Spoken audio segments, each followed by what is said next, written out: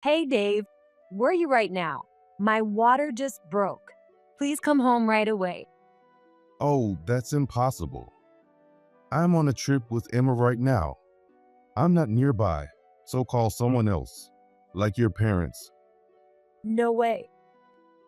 This was a critical moment, and today was supposed to be the due date. Despite that, why was Dave on a trip with Emma? Feeling frustrated but realizing time was of the essence, I hurriedly called my dad. With the help of my dad and his assistant, Rick, I managed to safely give birth to a baby girl. Still, Dave had planned a trip with Emma on the due date and didn't visit me even once during my hospital stay. Even after knowing our daughter was born, he continued his trip. Does Dave really think Emma is more important than our newborn daughter? I was completely furious and decided to plan some revenge. With the help of my dad, who is the president of a construction company, Dave was in for a surprise when he returned from his trip. I'm Kate Martin, a 37-year-old housewife who got married a year ago. Before my marriage, I worked at my dad's construction company. I stayed single into my mid-30s, dedicated to my work, and planned to take over my dad's company one day. But then a turning point came. It happened when we were contracted to renovate a hospital in the neighboring town. After work, a man suddenly approached me. Excuse me, are you on your way home? If it's all right, would you like to have dinner together? The man who spoke to me was a doctor working at that hospital. I had no particular plans, so I didn't find any reason to refuse and decided to go with him. The doctor's name was Dave Martin, 3 years older than me. He had noticed how hardworking I was and found me intriguing. Dave, like me, was dedicated to his work and still single. I hadn't had much luck with men until then, but I started to wonder if he was interested in me. After all, I was at an age where it wouldn't be strange to meet someone nice. However, I had the goal of taking over my dad's company. Since Dave was a doctor, I wondered if our futures were compatible. Curious, I asked about his views on marriage. So Dave, do you want the woman you marry to have a career? Dave smiled and answered, No, it might sound old fashioned, but since my job requires me to be away from home a lot, I'd like my partner to focus on the household. But don't worry, I'll fully support and take care of you, so you won't have to worry about anything. Although he clearly expressed his thoughts, it wasn't the answer I was hoping for. Did I phrase my question wrong? It seemed like he thought I wanted to be a housewife. Marrying him might mean our values wouldn't align. Feeling uncertain about our future, I thought about giving up on dating him. We ended that day by exchanging contact information and going home without any conclusions. However, as night fell, I couldn't stop thinking about Dave. I realized I liked him. Unable to suppress my feelings, I received a call from Dave. Sorry, once I got home, I couldn't stop thinking about you, Kate. Would you consider going out with me? I was thinking the same thing. I never expected Dave to feel the same way about me. So we started dating. But the issue of whether to take over the company remained. When I consulted my dad, he reassured me. Don't worry about the company. We have many capable employees who can handle things. Just focus on your happiness and live your life to the fullest. His words filled my heart. Eventually, Dave proposed and we got married. We started our happy married life, or so I thought. As Dave had mentioned from the beginning, his job kept him away from home more often than I expected. After getting married, I quit my job to become a full-time housewife. Even though I was determined to take care of our home, I started feeling lonely being alone so much. When Dave was home, I couldn't complain about feeling lonely since he came back tired. However, my worries didn't end there. Dave's salary was deposited into our joint account, but on payday, he would withdraw about half of it immediately. When I asked him what he was spending it on, he replied with an annoyed look, Medical work involves a lot of expenses for conferences and training. Plus, teamwork is crucial, so I can't refuse when my colleagues invite me out. You can't just pocket everything you earn. While it seemed reasonable, I couldn't really understand since I had never worked in healthcare. Still, I thought managing the rest was my responsibility as his wife. I didn't press further, fearing it would upset him. But was that a mistake? His withdrawals escalated each month. Initially, he left half for household expenses, but it soon dwindled to 1/3, then 1/4. No matter how much I tightened our budget, it wasn't enough. Whenever Dave came home, I asked why he spent so much, but he insisted it was necessary expenses. However, this seemed excessive. I was reaching my breaking point. How can we manage if you cut our living expenses this much, even if it is necessary? It's not my fault. If you need more money, why don't you get a job yourself? How could he say that now? I wanted to keep working, but it was Dave who asked me to quit. My stomach churned with anger, and I started feeling nauseous. Reaching my limit, I rushed to the bathroom. I felt a bit better after throwing up, but hearing Dave's voice from behind made my chest tighten again. Are you faking it to get sympathy? Sorry, but I'm not falling for that. No, just leave me alone. I said this and went into the guest room, a place I usually don't use. I couldn't stand sleeping in the same room as Dave tonight, so I decided to sleep here. However, even after lying down, the nausea wouldn't go away. It felt like something was stuck in my throat too. I couldn't sleep all night because I was so worried. Maybe it was some kind of internal organ disease. The next morning, still feeling sick, I ignored Dave as he left for work and headed to the hospital. I chose a hospital closer to home, not the one where Dave worked. After explaining my symptoms during the exam, I was oddly referred to the obstetrics and gynecology department. Suspecting it might be the case, I headed to the obstetrics department in the same hospital. After the examination, I was told I was 8 weeks pregnant. The doctor congratulated me, but honestly, I wasn't sure how to feel. Anyway, I needed to tell Dave. Surely, if he knew we were having a baby, he would reconsider his spending. With that in mind, I sent him a message on my phone about the pregnancy. He read it in the early afternoon but didn't reply. Could it be that he wasn't happy about the baby? Feeling anxious, I waited for Dave to come home that night. However, he didn't come back for a long time. He shouldn't have any plans tonight. After 1 a.m., Dave finally came home and, seeing my face, asked something unexpected. Why are you still up? Anyway, that's not the point. You don't plan on having this baby, do you? Why would you ask that? Is there a reason I shouldn't? I was stunned by Dave's reaction. If he didn't want kids, why did he even get married? When I asked him why, he began telling an unbelievable story.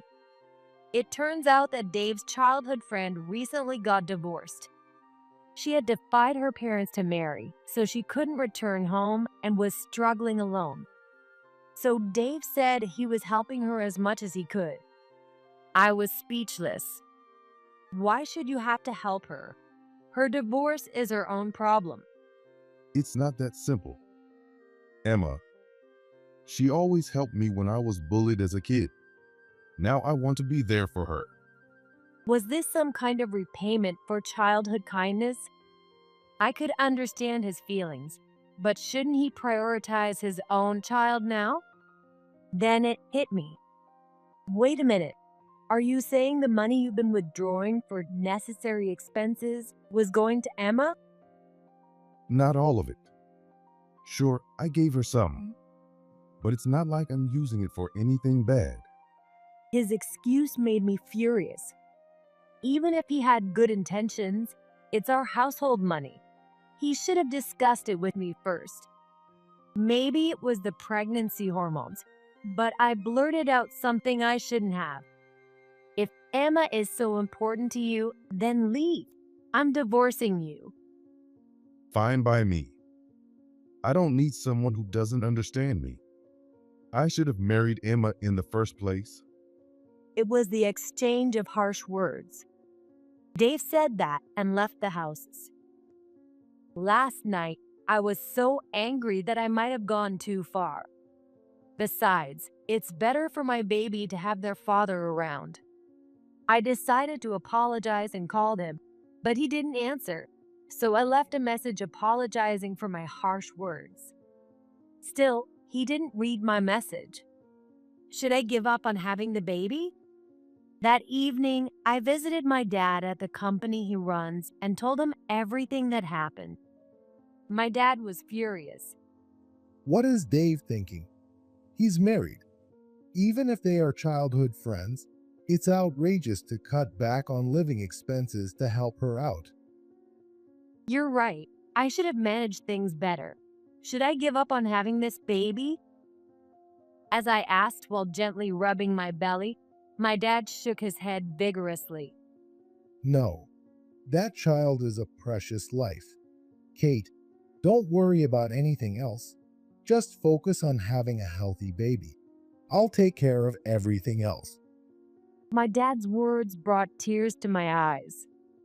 All the employees of the company who were around him said they would help. They were originally my coworkers, and we've always shared everything with each other. Encouraged by these strong colleagues, I decided to have this baby. When I returned home, Dave was standing in front of the door. He seemed to be waiting for me, looking a bit uncomfortable. What's wrong, Dave? Weren't you going to leave? Well, I was planning to leave at first. But you told your dad about what happened yesterday, didn't you? He called me and yelled at me. He said if I didn't come back immediately, I'd have to pay $100,000 for alimony and child support. He was so scary, like a mafia boss. I had no choice but to come back. Using your parents to threaten me is so unfair. So that's what happened. Anyway, since he came back, I told him about my decision to have the baby and the due date. However, Dave still spent most of his time away from home, and he kept withdrawing money without telling me. You're probably giving it to Emma again. Even when I made snide comments, he just ignored me. Dave only came back because he didn't want to pay the large amount of money. As the due date approached, Dave was still rarely home. I didn't want to trouble my dad by having the baby at his house since he's the only man there, so I decided to wait at home for Dave. But even on the due date, he didn't come back. Being alone at home, I started to get anxious. Then it happened. Suddenly, I felt labor pains. And then a warm sensation. My water broke. I couldn't bear it any longer and tried to call a taxi, but I couldn't find a paper with the taxi company's number. I should have saved it on my phone. Calling an ambulance would disturb the neighbors. I should call Dave immediately. When I called, Dave answered right away. Hey Dave, where are you right now? My water just broke. Please come home right away. No, that's impossible. I'm on a trip with Emma right now. I'm not nearby, So call someone else, like your parents. No way. This was a critical moment, and today was supposed to be the due date. Despite that, why was Dave on a trip with Emma? However, there was no time to be angry in such an urgent situation. I hurriedly ended the call and phoned my dad. He said he would come right away. Since he didn't have a driver's license, he came with his assistant, Rick. Kate, are you okay? We're going to the hospital right now. He called out to me loudly while running toward me with Rick, his assistant, who was driving. Rick is the company's executive vice president and always supports my dad in emergencies. I put my arms around both my dad and Rick, and they helped me to the back seat of the car. My dad sat next to me and kept encouraging me while rubbing my back until we reached the hospital. Thanks to them, I safely gave birth to a baby girl. I heard it would have been dangerous if we had arrived a bit later. I was filled with gratitude for my dad and Rick. Thanks to them, I was able to safely deliver my precious child. I couldn't help but adore my daughter, who was crying with a bright red face. My dad was overjoyed, raising both hands in celebration of having a grandchild.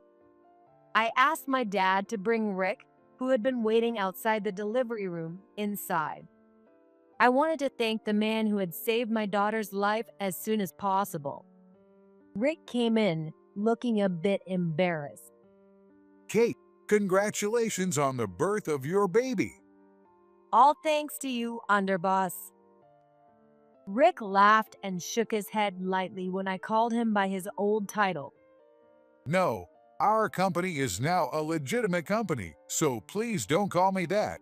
Your daughter will be surprised. For a moment, the atmosphere felt warm, and I smiled. Was it just my imagination? My daughter, who had stopped crying at some point, now seemed to have a slight smile on her face. Seeing my daughter's peaceful expression, I resolved to make her happy no matter what. However, my spirits sank as I stayed in the hospital room. This was because I hadn't been able to contact Dave since then. He knew I was admitted to this hospital, and I had sent him my room number via message. The longer I waited for a response from Dave, the more depressed I became each day. Even after knowing his daughter was born, it seemed Dave continued his trip. Could Emma really be more important to Dave than his newborn daughter? I knew being upset wasn't good for my daughter. Still, I couldn't control my emotions. I kept recalling Dave's last words on the phone. "What do you mean he is on a trip with Emma?" Those words kept running through my mind like a reel of memories. I loved Dave so much that it made my blood boil. Finally, I snapped and decided to get back at him. As I meticulously planned my revenge in my head, a voice startled me from behind. What's wrong, Kate? You look scary. Snapping back to reality, I saw it was my dad.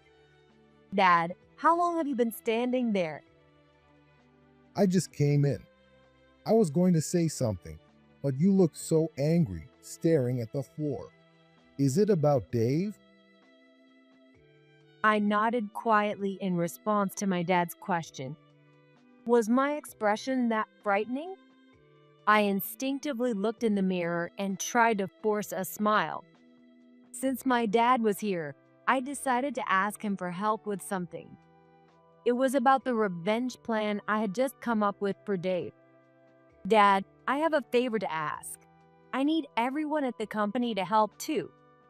As I began explaining the details of my plan, my dad listened intently with his arms crossed, a serious look on his face. When I finished, he tilted his head and said, Isn't that a bit too much? You haven't even properly talked to him since your baby was born. Well, it's not like we have much work now, so it's fine. It's okay. Talking to Dave won't change anything. He won't learn his lesson unless we do something drastic. Please, Dad, I need your help. Desperately pleading with my hands clasped, my dad finally agreed to help. I could already picture Dave's surprised face. A week had passed since the birth. Even though I was in my late 30s, my recovery went smoothly, and I was discharged without any issues. After leaving the hospital, I decided to stay at my dad's house with my daughter. While I was in the hospital, everyone in the Blackwood family swiftly carried out the plan I had asked my dad for. On the way back to my dad's house, I made a stop and attached something to the restricted area rope. That something was. When I called the hospital where Dave works, I found out that he had taken a 2-week leave. He had requested time off, citing wife's expected delivery, but he had probably been enjoying a trip with Emma all this time. According to the dates he requested the leave, he should be coming home today. As I had expected, Dave called in the evening. As soon as I answered, he started yelling. Hey, why is our house an empty lot? What happened to the house and my stuff? And more importantly, where are you right now? Calm down, I'll explain everything. I couldn't help but chuckle at his frantic tone. The house we lived in was built by my dad's company and was under his name. So I asked him to have it demolished while Dave was away. By the way, I sent Dave's belongings to his parents' house. When I explained the situation to his parents over the phone, they were furious about Dave's behavior. They even offered to come and apologize, but I declined, saying it was a matter between Dave and me until we could have a proper discussion. Hearing all this, Dave seemed flustered over the phone. Realizing he hadn't noticed something yet, I asked him, "Did you see the letter I left on the rope at the empty lot? It was covered in plastic so it wouldn't get wet in the rain." It seemed Dave hadn't noticed, as I could hear him scrambling to find it. Oh, this? After hearing the sound of plastic and paper tearing, Dave started yelling again. Why is there a divorce paper here? And you've already filled out your part. What did I do to deserve this? Oh, you went on a trip with your childhood friend during such an important time as your wife's delivery. Isn't that a valid reason for divorce? Cheating? Where's your proof? I just went on a trip with Emma because she wanted to go to trip. I didn't do anything wrong. Don't make baseless accusations without evidence. Dave denied cheating, but I had solid proof.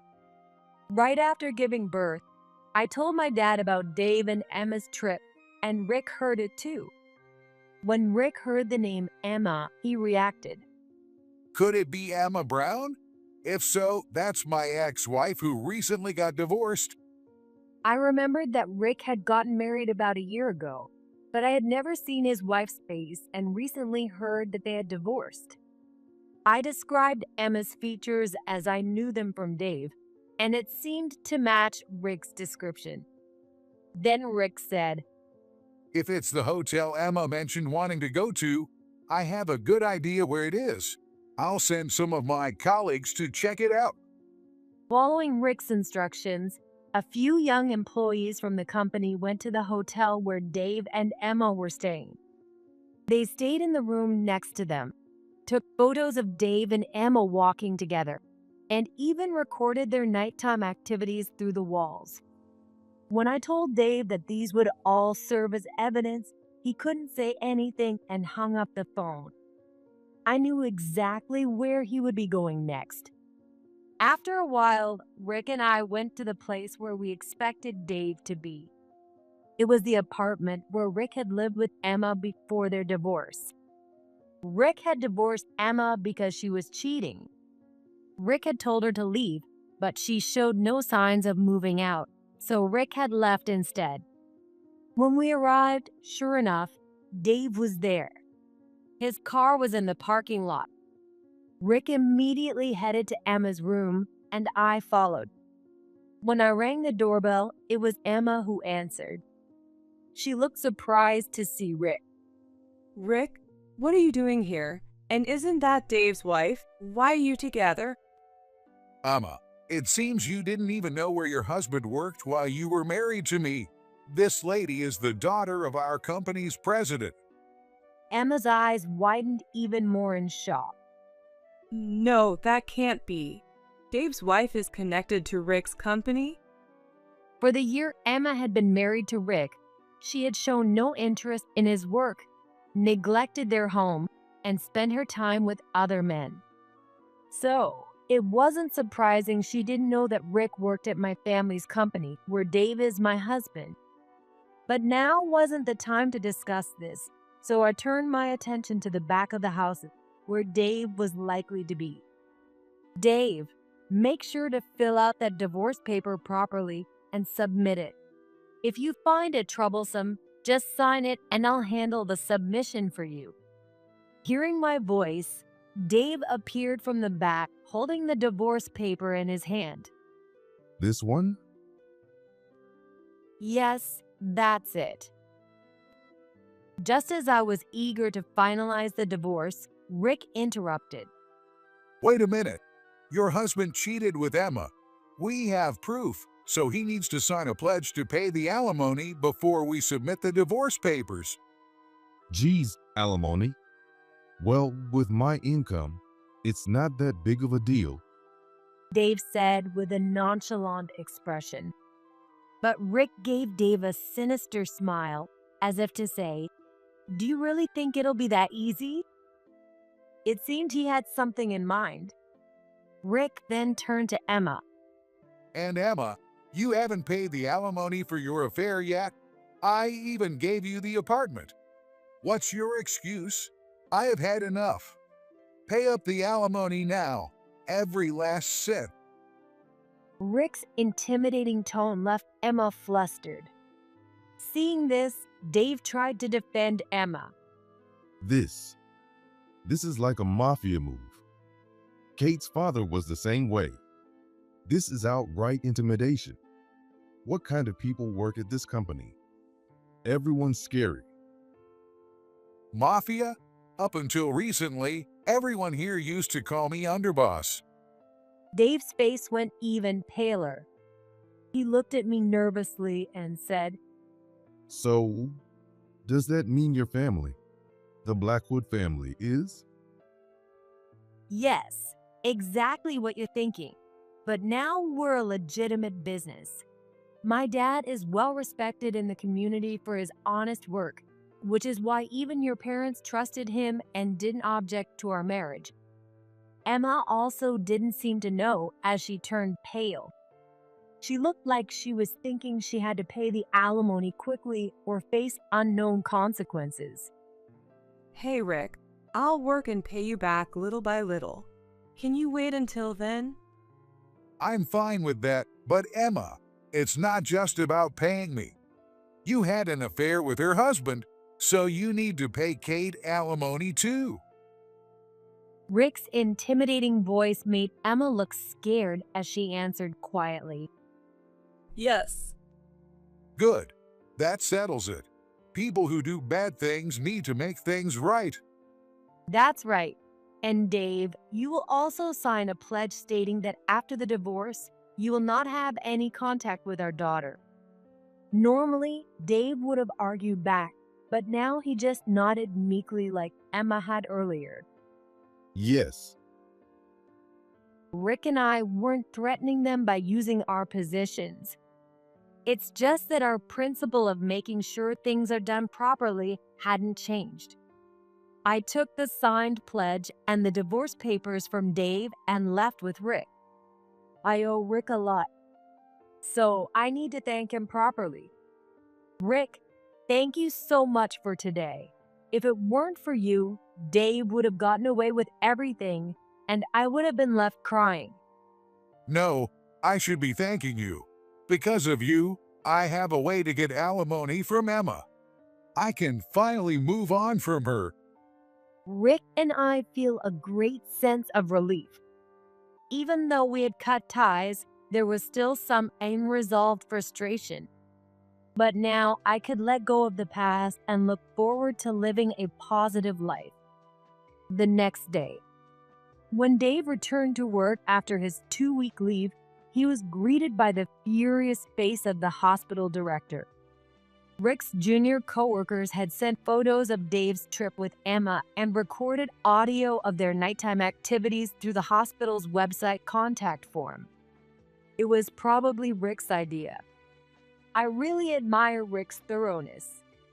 The hospital director saw all the evidence of Dave's lies and decided to fire him, taking a leave for his wife's delivery, but then not even attending and going on a trip with his mistress instead, naturally led to this outcome.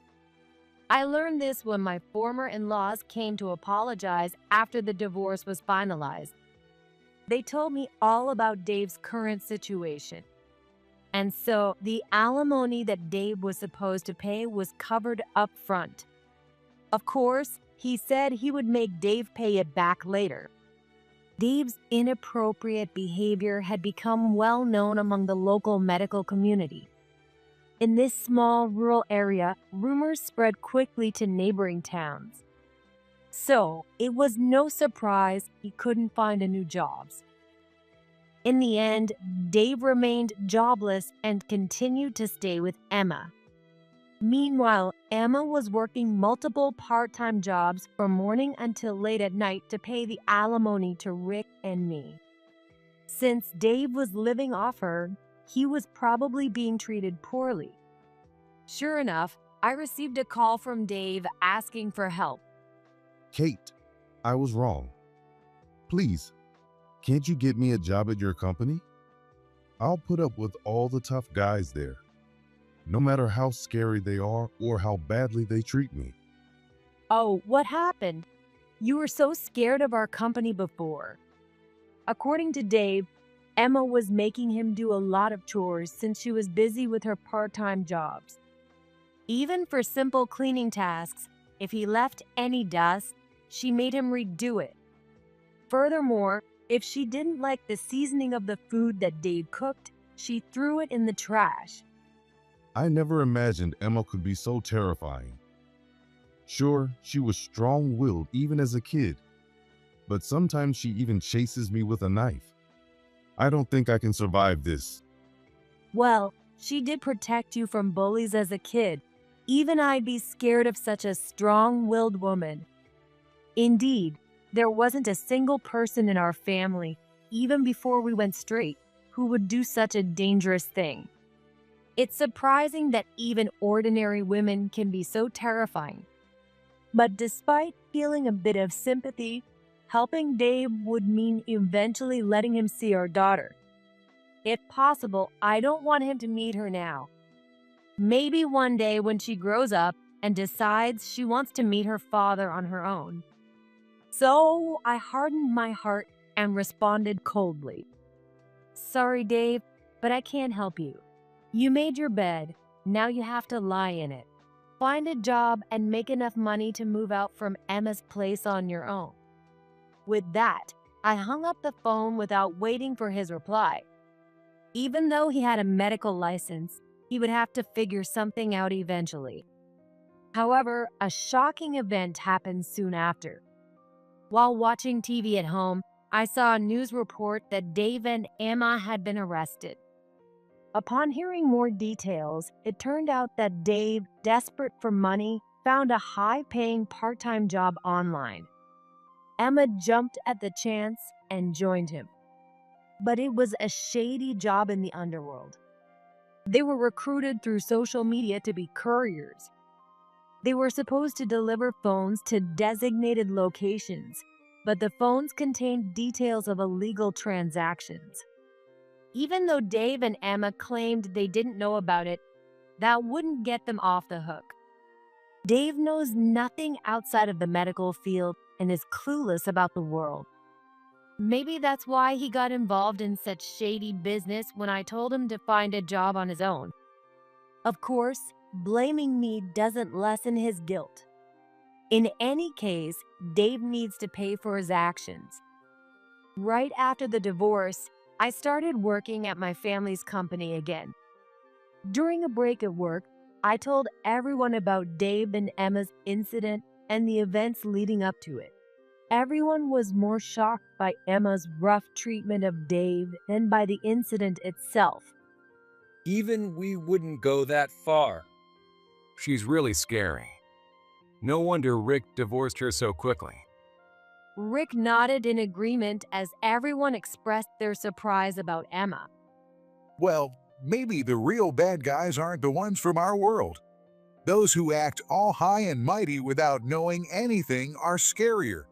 Emma is a perfect example of that. Rick's comment made everyone laugh heartily. Our company truly feels like a family, always cheerful and warm. Since returning to work, I've been working hard with Rick, the executive vice president, to strengthen our company. Some colleagues have suggested that Rick and I should get together, but Rick is just my work partner. I'm enjoying my work now and not thinking about remarrying. My dad named my daughter Lily. Although he still holds the title of president, he has stepped back from day-to-day operations and is devoted to helping raise Lily. The employees fondly call him the grandpa, and he seems happy to be called that. Lily is very attached to her grandpa, so as long as my dad is healthy, I don't have to worry about childcare and can focus on my work. And so, I continue to dedicate myself to work from early in the morning.